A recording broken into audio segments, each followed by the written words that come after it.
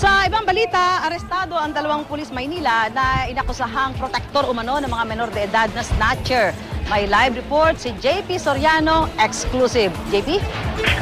Susan, dalawang pulis Maynila mula sa MPD Station 5 ang nakakulong ngayon sa Custodial and Detention Section ng MPD Headquarters matapos sampahan ng reklamong human trafficking o paglabag sa RA 9208. Susan, inakusahan ng dalawang pulis na umano'y protektor ng ilang menor de edad na sospek sa pandurukot sa Ermita, Manila.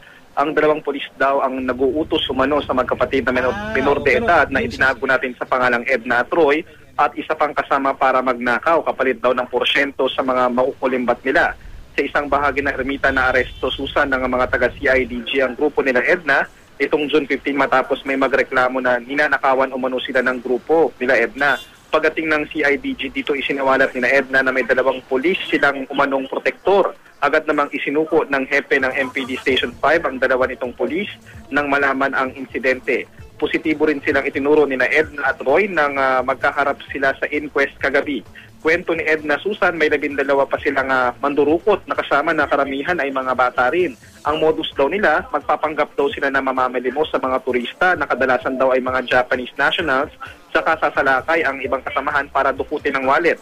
Kinigpitan na ng DSWD Manila, Susan, ang kanilang seguridad habang patuloy din ang pagdinig sa reklamong isinampa sa dalawang menor de edad.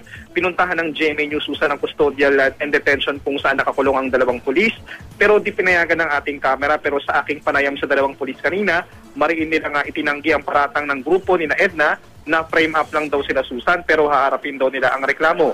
Ayon naman kay MPD Chief Superintendent Alejandro Gutierrez, kung totoo ang aligasyon, hindi nila ito ito-tolerate at dapat silang matanggal sa pagiging pulis.